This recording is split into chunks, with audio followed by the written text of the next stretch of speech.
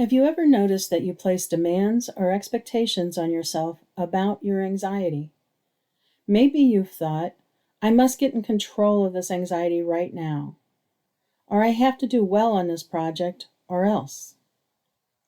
Welcome back to Quieting Anxiety. I'm Dr. Monica Frank with Excel at Life, and today we're diving into how perfectionism and other demanding thinking styles can feed into anxiety, and how we can start to shift those patterns. Let's begin by finding a comfortable position where you can let go of any tension. Take in a deep, nurturing breath, filling your lungs slowly, and then exhale fully, releasing whatever you're holding. Feel your shoulders drop, your jaw soften, and your forehead smooth. Imagine yourself standing at the base of a gentle hill. You're not forcing yourself to climb it. You're simply observing the path upward with curiosity and patience. With each breath, allow yourself to become more present. Notice the steady rise and fall of the hill ahead, the way your body feels rooted to the ground, the curiosity stirring in your mind. You're not forcing yourself to ascend. Instead, you're practicing patience, openness, and gentle awareness. This moment is yours, a space for exploration, for noticing the view from new angles, and for embracing each small step with kindness toward yourself.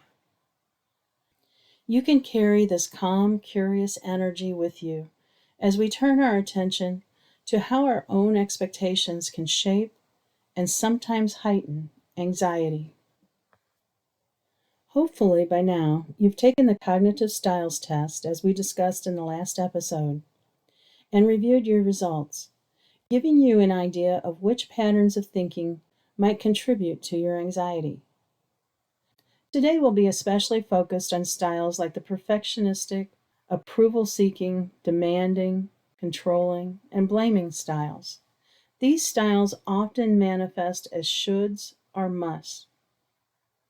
Even if these styles weren't flagged strongly in your results, it's still important to learn about them.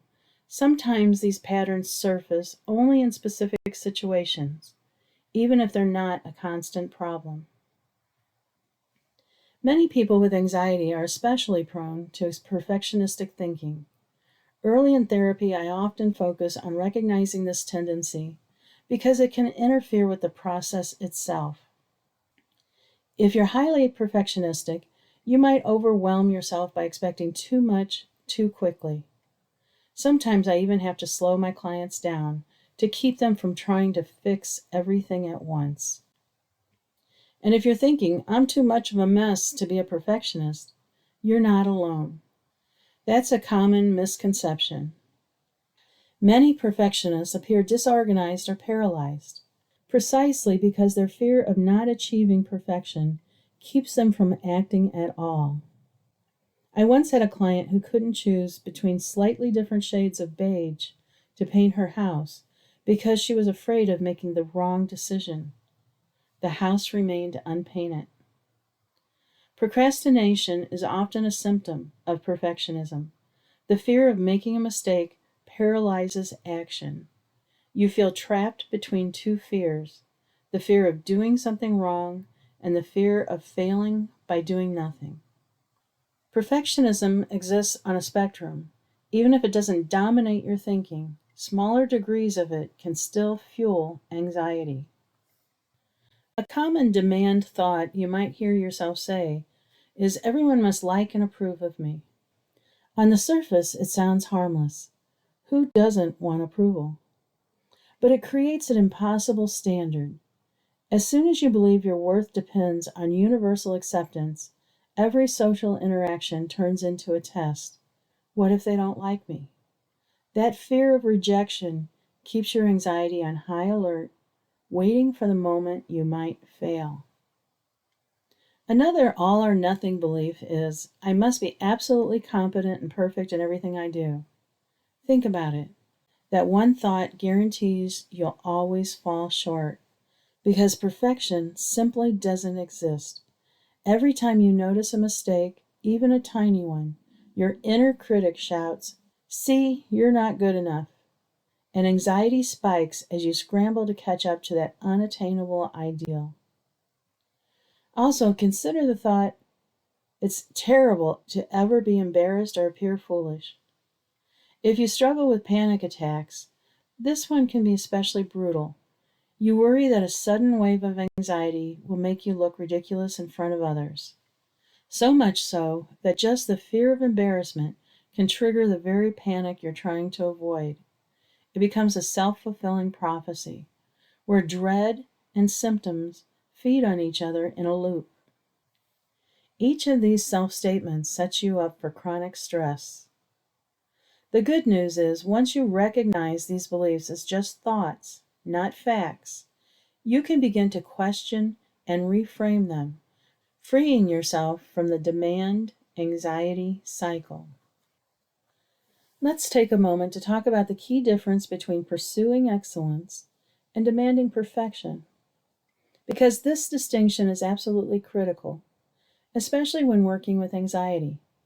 Changing your thinking to the idea of pursuing excellence versus demanding perfection can be a significant step in reducing anxiety. When you pursue excellence, the focus is on growth and learning. You're not just chasing an outcome, you're valuing the process itself. For example, someone learning to manage anxiety might set a performance goal like, "I will make the effort to practice mindfulness more often." Notice that it's about the effort, about building a new habit.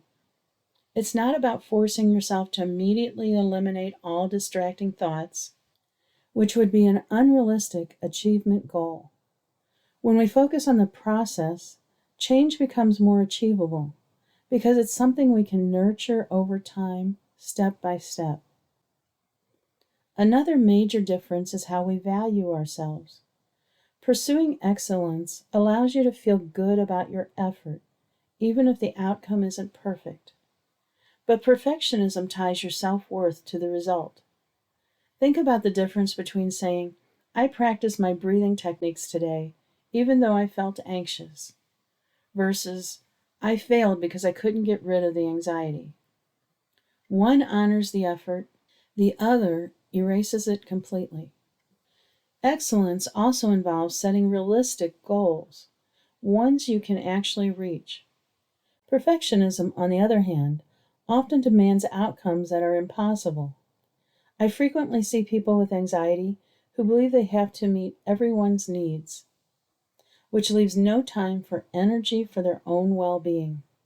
When the demand exceeds what's humanly possible, it fuels stress and discouragement. Mistakes are another important area to consider. In the excellence mindset, mistakes are treated as learning opportunities. In perfectionism, mistakes are often seen as proof of inadequacy. I can't tell you how many times I meet new clients who criticize themselves constantly, and often they don't even realize they're doing it until I point it out. Excellence also fosters internal satisfaction. When you pursue excellence, you feel good because you know you tried your best. Perfectionism, though, craves external validation, approval from others. Many people who are beginning therapy need me as the therapist to validate their progress because they can't yet recognize it in themselves. One of our goals is to help them eventually give themselves that validation. Another key difference: pursuing excellence means being willing to risk failure in order to grow. The perfectionist, in contrast, often avoids taking risk altogether out of fear. I've worked with so many people who knew they were capable of more, but were too afraid to try because they equated failure with personal worthlessness. The pursuer of excellence, however, can say, "I challenged myself, and that's a success," regardless of the outcome. Patience is also crucial. Those who pursue excellence understand that real growth takes time. Perfectionists often expect instant results and get discouraged quickly. I often hear clients say after just a few sessions, I just can't do this. I'm still having negative thoughts. But lasting change is built with consistent effort over time, not instant transformation. Even the way we think about desires matters. The pursuer of excellence holds goals lightly. I want to be more present with my children, rather than demanding I should enjoy every moment with my children. That word should is a trap. It creates an impossible standard and distracts us from the experience itself. Ironically, the thought, I should be more present while spending time with loved ones, actually prevents true presence. By contrast, a flexible desire opens the door to achievable, meaningful change. And finally, pursuing excellence brings enjoyment and satisfaction. When you aren't shackled by fear of failure, you're free to find joy in the journey itself. But perfectionism often leads to constant dissatisfaction because perfection is never truly attainable. The truth is, those who pursue excellence are often more successful than those who demand perfection, simply because they're willing to take more risks, embrace growth, and find fulfillment along the way. As you continue working on managing anxiety, it's essential to notice when your inner demands are triggering unnecessary pressure. Are you striving for growth and learning, or are you demanding instant results and flawless outcomes? The goal here is not to eliminate high standards or ambition. It's about approaching your goals with flexibility, patience, and self compassion.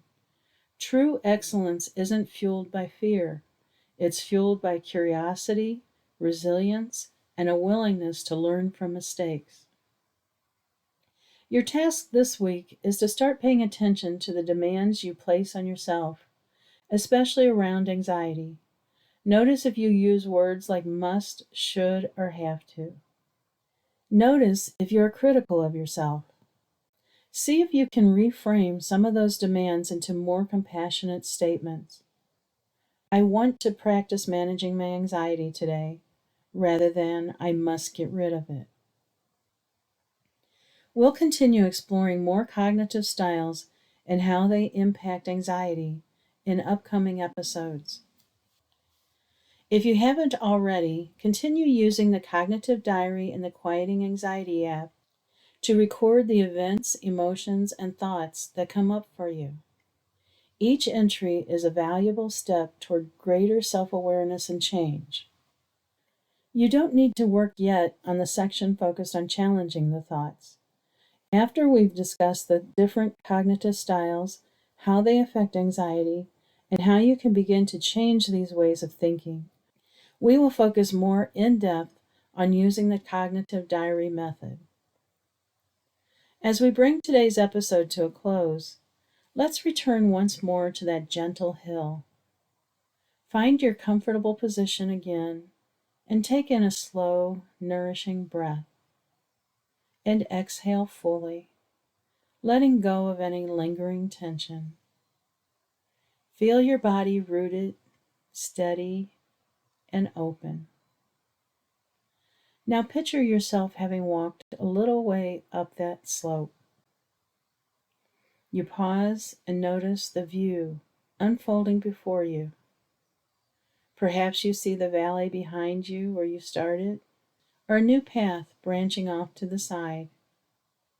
You don't need to decide which way to go just yet. You're simply observing how far you've come and the possibilities ahead. With each breath, remind yourself that progress isn't about reaching the top in a single stride. It's about curiosity, patience, and gentle persistence. Just as you allowed yourself to notice the hill without forcing ascent, you can let your expectations and self-demands surface and then return your focus to what feels manageable in this moment. Carry this calm, compassionate awareness with you as you move through your day. Notice when perfectionistic thoughts begin to tug at you and treat them like that winding path, worthy of observation, but not necessarily a command. You have the choice to pause, to breathe, and to keep moving forward, one kind, patient step at a time. Until next time, keep practicing, keep breathing, and keep moving forward.